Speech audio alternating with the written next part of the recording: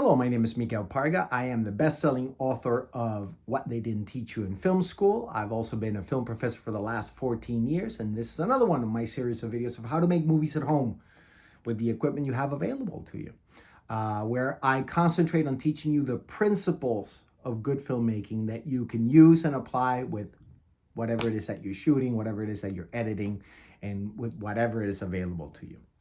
Very good. So today I wanted to talk to you about a little bit about the concept of the hidden turning point. So we know from previous videos that turning points are the moments in the scene that advance the plot forward.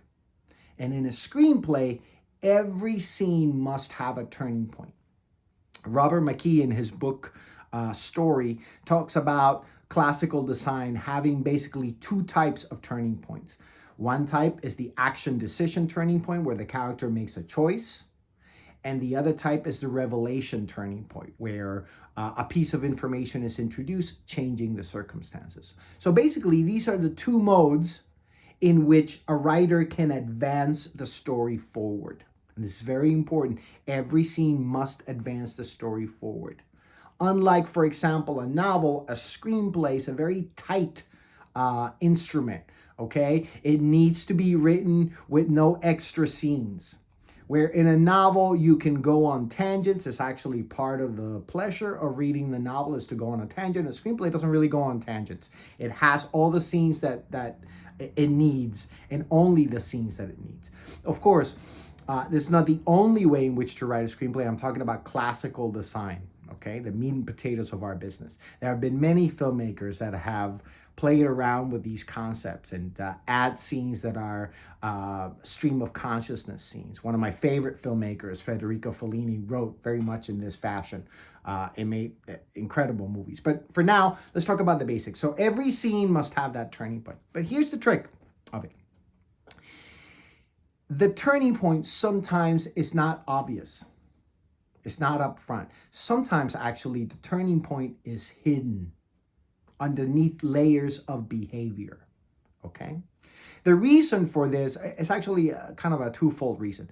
One of the main reason for it is that the camera, and this is something that I tell my students all the time, the camera loves subtext. It loves it when the actor is saying one thing, but they mean something else. In other words, they're talking, but they have something else going on underneath, okay?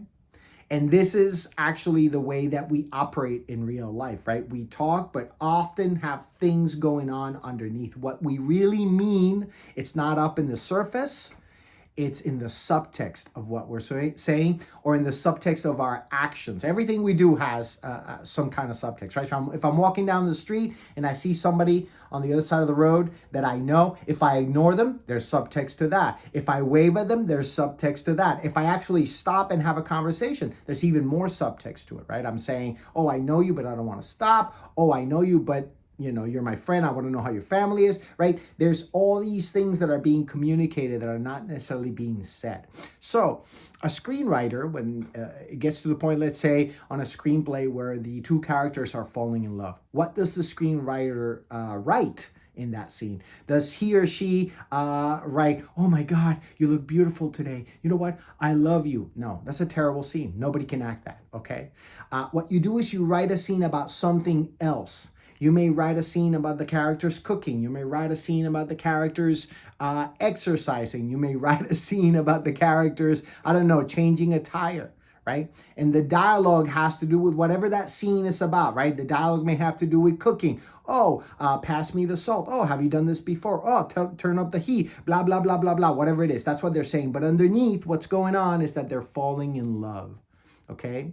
In the movie The Godfather Part 3, not one of my favorites, but still has a really good scene in it in which Sofia Coppola and Andy Garcia are falling in love. And what are they doing? They're cooking. They're actually making gnocchi, right? So it's a fantastic scene in which they're seducing each other. They're falling in love, but nobody says anything about love, right? They're talking about cooking.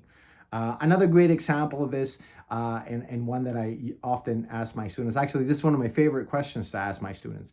So everybody remembers the scene in Titanic where Jack is drawing Rose, right? He's drawing her naked.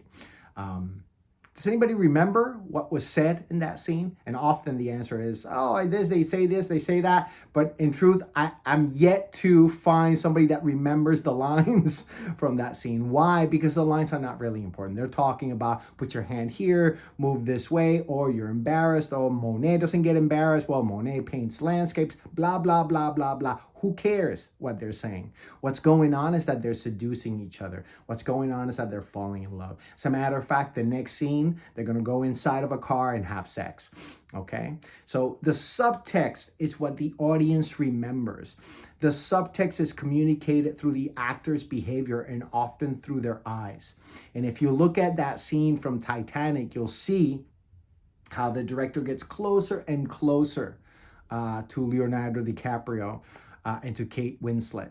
And you see in their eyes what's going on, the communication that's going on, right? This is what movie stars do, right? You get into that close-up, you look in their eyes, and you know exactly what's going on. So remember, the turning point of the scene is often hidden away somewhere else, right? So that the actor has something to play. One last example, and one of my favorites, is the scene in Pulp Fiction, the tomato joke scene. Okay, it's one of the scenes that I use to teach my students this concept. The tomato joke scene is a scene in which Vincent is returning Mia home after she had the OD, and he saves her life.